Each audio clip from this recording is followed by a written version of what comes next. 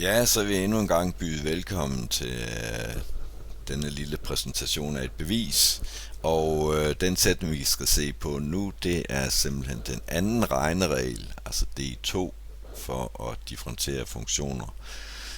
Og sætningen den lyder, at hvis f og g begge har en tangent, så gælder D2, altså at f af x plus g af x differentieret giver f mærke x plus g mærke x. Eller sagt med dagligsprog, vi differentierer ledvis. Vi differentierer simpelthen led for led. Og det har vi demonstreret med et eksempel her.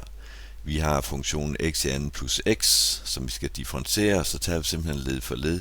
X i anden differentieret, det giver 2x, og x differentieret, det giver 1. Sådan der. Det er brugen af den der regneregel D2. Yes, beviset, det kører som beviset for D1. Vi starter med at skitsere grafen for den graf, eller den funktion, vi vil differentiere, og det er jo f af x plus g af x. Det er den, vi vil differentiere. Så vi starter med at skitsere grafen for f af x plus g af x. Det er den, jeg har skitseret her. Yes. Og så er det business as usual. Vi starter med at afsætte et vilkårligt punkt x her på x-aksen, og så går vi h ud af x-aksen her, så ender vi i, eller kommer til x plus h på x-aksen. Og så afsætter vi de tilsvarende y-værdier. X den bliver selvfølgelig til f af x plus g af x, fordi det er funktionen f af x plus g af x, vi ser på. X plus h, den bliver til f af x plus h plus g af x plus h, fordi vores x-værdi den er nu x plus h. Yes. Og nu har vi 2 punkter på grafen. Vi har vores berøringspunkt her. Det er her, vi vil finde tangenten. Og så har vi det andet punkt på grafen. Det har vi her. Og vi noterer lige koordinaterne. Første koordinaten til berøringspunkt, det er x, og anden koordinaten til berøringspunkt, det er f af x plus g af x. Første koordinaten til det andet punkt, det er x plus h, og anden koordinaten til det andet punkt, det er f af x plus h plus g af x plus h. Yes. Og det vi nu vil, det er jo at finde hældningen af sekanten. Og det er altså hældningen af sekanten for f af x plus g af x, fordi det er den graf, vi har tegnet. Vi tegner lige sekanten. Det er den linje, der går igennem vores berøringspunkt, og så det andet punkt på grafen. Og hældningen af sekanten, den er givet ved y2 minus y1 delt med x2 minus x1.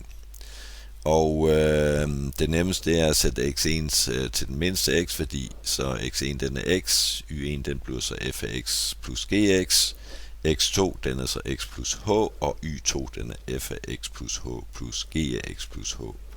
Og indsætter man det i sin formel her, så får man det udtryk her. Yes, læg mærke til, der står f af x plus h plus g af x plus h minus, og så husk den der parentes, fordi det er hele y1, man skal trække fra, så det bliver f af x plus g af x, man skal trække fra, og det er en minus parentes. Og den hæver man jo, det gør man ved at skifte fortegn for hvert led ind i parentesen. Der står plus f af x, den bliver til minus f af x, og plus g af x, den bliver til minus g af x. Nu har vi hævet den der minusparentes, vi havde her. Nævneren x går ud med x, og tilbage så bliver der et h. Det er jo det, vi altid får som nævner i hældningen af sekanten. Yes. Nu gør vi det, vi bytter simpelthen lidt rundt på rækkefølgen af de led her, så vi får samlet ledene med f, så der kommer til at stå f af x plus h minus f af x, plus det der led g af x plus h minus g af x. Og så gør vi det, vi deler brøken op i 2. Det her, det bliver den første brøk, f af x plus h minus f af x delt med h. Det er den, vi har stående her. Og så den anden brøk, det er g af x plus h minus g af x. Det er den brøk, der står her. Yes. Og det må man, det er en af regnereglerne for brøkregneregel. Der siger, man lægger 2 brøker sammen ved at have en fælles nævner. Så beholder man nævneren her og lægger tællerne sammen. Vi har bare gjort det omvendt. Det må man nok gerne gøre. Yes, og så kigger vi på vores 2 brøker her, og så siger vi, aha, hvad er lige det, vi har stående her? Jamen, det er jo hældningen af sekanten for fx. Det var den der lille hjælpesætning, vi viste lige før. Så det her, det er hældningen af sekanten for fx. Og hvad er det her så? Ja, det er selvfølgelig hældningen af sekanten for gx, vi har stående her. Og nu er vi faktisk køreklar, fordi det vi leder efter, det er hældningen af tangenten for f af x plus gx. Det er det vi leder efter. Det har jeg markeret med det symbol her, så et mærke der. Og den finder man ved at tage hældningen af sekanten for f af x plus gx. Det er hele det udtryk her. Det er det vi har stående her. Det er bare den jeg sætter ned her. Og så lader jeg h gå mod 0. Det har jeg symboliseret ved at skrive lim, og så h gående mod 0. Og det ser noget uoverskueligt ud. Men hvis vi lige tænker os lidt om, så skal vi huske på, at den første brøk, det er jo hældningen af sekanten for f af x. Og vi ved, at den har en tangent. Vi ved, at f af x har en tangent. Det vil sige, at hældningen af sekanten for f af x, den må gå imod hældningen af tangenten for f af x. Det er det, der står hernede. Og det har vi et symbol for, det er jo f mærke x. Og det samme sker med den anden brøk, det er jo hældningen af sekanten for gx. Og vi ved, at gx har en tangent, så vi ved, at hældningen af sekanten for gx, den går imod hældningen af tangenten for gx.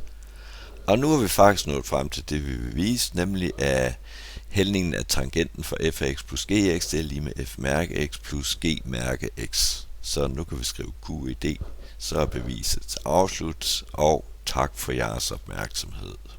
Slut herfra.